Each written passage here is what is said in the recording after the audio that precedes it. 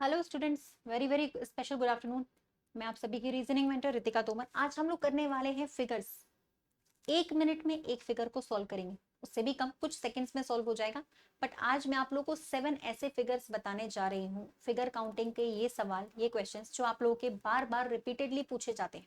ठीक है, तो इसका सॉल्यूशन आप लोगों को मिलेगा यहाँ पर, प्रॉपर सॉल्यूशन। वीडियो को लाइक शेयर जरूर कर दीजिएगा। ठीक है, सबसे पहले हम लोग यहाँ पर डिस्कस करने जा रहे हैं बच्चे इस क्वेश्चन को। ठीक है, तो इस तरीके का जब भी आप लोग के पास ट्राइंगल आएगा, आप लोग को उसे कैसे सॉल्व करना है वो समझिए। ठीक है, आप लोगों को बस इतना ध्यान रखना है कि ट्राइंगल आप लोगों से जब भी पूछा जाए, आप लोगों को पता होना चाहिए कि आपके ट्राइंगल के जब इस तरीके के कुछ पार्ट्स होते हैं, ट्राइंगल को कुछ बाइसेक्ट करती हैं लाइंस, तो उसके जितने भी पार्ट होते हैं, जैसे पहला भाग, दूसरा भाग, तीसरा और चौथा पार्ट, उसको हम लोग सब ऐड कर देते हैं। ठीक है, तो अगर हम लोगों ने इसको ऐड किया तो 10 आया। बस इसी बेस पर हमें ये क्वेश्चन का आंसर करना होता है। तो अगर हम लोग इस क्वेश्चन का आंसर निकालने जाएंगे तो 1 2 3 4 10 हमें यहाँ पे मिलेगा और 10 हमें नीचे वाले बेस से मिलेगा, 1 2 3 4।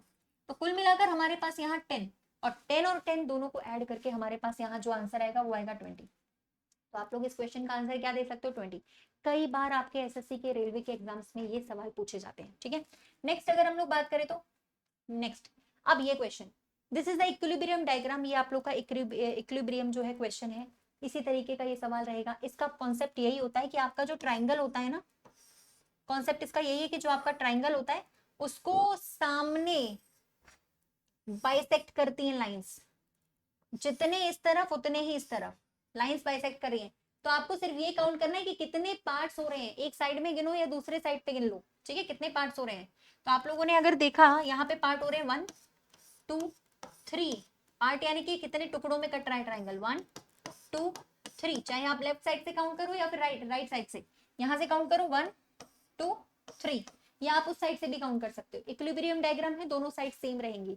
तो आपको 3 साइड्स यहाँ पे मिल रही हैं, 3 पार्ट्स में ये काउंट हो रहा है, 3 पार्ट्स में डिवाइड हो रहा है। तो आपको यहाँ पे 3 का क्यूब कर लेना है। जब भी आपका ऐसा फिगर आए जितने पार्ट में आपका जो है काउंट हो, जितने पार्ट में आपका डिवाइड हो, उतने पार्ट का आपको क्या कर लेना है? क्यूब कर लेना है। ठीक है, तो आप इसमें क्यूब कर सकते हो। ठीक, अब अगर हम लोग इसी तरीके का अगला क्वेश्चन करें, इसका आंसर 27 आया, 3 आया तो 3 का क्यूब कर दिया। अब मान लो इसी तरीके के सेम क्वेश्चन आपका ये वाला आ गया है, अगला क्वेश्चन। तो इसको कैसे सॉल्व करोगे? जितने पार्ट्स हैं वही मैंने बताया ना, 2 3 4, जितने भी पार्ट्स हैं उसका आप लोगों को क्या करना है? क्यूब करना है। यहाँ पर 4 पार्ट आ गए तो 4 का क्यूब कर दो। 4 का क्यूब बराबर कितना होता है? 64। 64 आंसर हो जाएगा। मतलब ये जो क्वेश्चन, इसकी ट्रिक आपको जो मिली है वो विद इन 10 सेकेंड्स में आपका ये सवाल आएगा। हमेशा डायग्राम इक्विलिब्रियम फॉलो करेगा। इस तरफ भी गिनोगे तो भी सेम, उस तरफ भी गिनोगे तो भी सेम। ठीक है, एक क्वेश्चन और देखते हैं। यहाँ पे पूछी गई आप लोगों से मिनिमम पंक्तियों की यानी स्ट्रेट लाइंस की संख्या कितनी है। तो यहाँ पे आप लोग बड़े आराम से निकाल सकते हो। ठीक है, स्ट्रेट लाइंस की बात अगर हम करें तो जो पहले पॉइंट से आखिरी पॉइंट तक जाती है वही आपकी स्ट्रेट लाइन होती है। 4 आपकी ये वाली हो जाएगी। ध्यान से देखेंगे तो बीच में इस तरफ से 5 आएंगी आपकी लाइंस निकलकर, ये आपकी 5 लाइंस, और इस डायरेक्शन में भी 5 आएंगी। ठीक है, तो आपकी कुल मिलाकर यहाँ पर 4 पहले हो गई थी, 5 और 5 यानी कि 10, मतलब कुल मिलाकर 14 स्ट्रेट लाइंस यहाँ पर निकल के आएंगी। स्ट्रेट लाइंस आप हमेशा ऐसे ही काउंट करोगे, क्योंकि स्ट्रेट लाइंस जो होती है वो पहले पॉइंट से आखिरी पॉइंट तक जो जा रही है, पॉइंट टू पॉइंट, उसी को हम लोग स्ट्रेट लाइंस बोल सकते हैं, और किसी को भी नहीं। ठीक है, तो मिनिमम स्ट्रेट लाइंस अगर यहाँ पे बात करेंगे 14। अब आ जाता है ये फिगर, इसको कहते हैं क्यूब।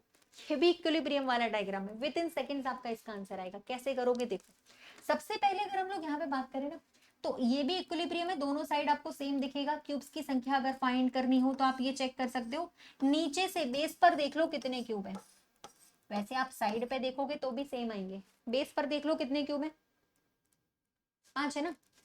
यहाँ भी बेस पर देख लो कितने क्यूब है, 5। चाहे उधर साइड पे करो चाहे इधर साइड पे, 5। तो आपको लिखना क्या है? यहाँ पे 5 है तो 5 लिखो, 6 होता तो 6 लिखते, 5 लिख लीजिए आप।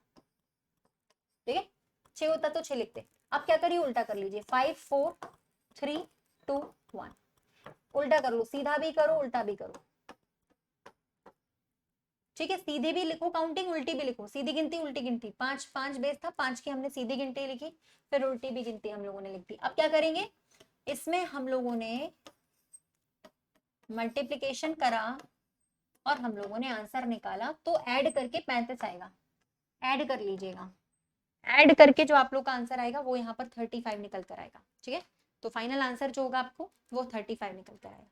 इसी तरीके का ट्रिक आप सेम लगा सकते हो 35 के बाद इस वाले क्वेश्चन पे। सेम दिख रहा है ना, थोड़ा सा बड़ा हो गया। अब आप चेक कर सकते हो बेस पे कितने क्यूब्स हैं, 1 2 3 4 5 6। तो जैसे कि मैंने आप लोगों को तरीका बताया कि आप लिखोगे सीधा सीधा 1 2 3 4 5 6।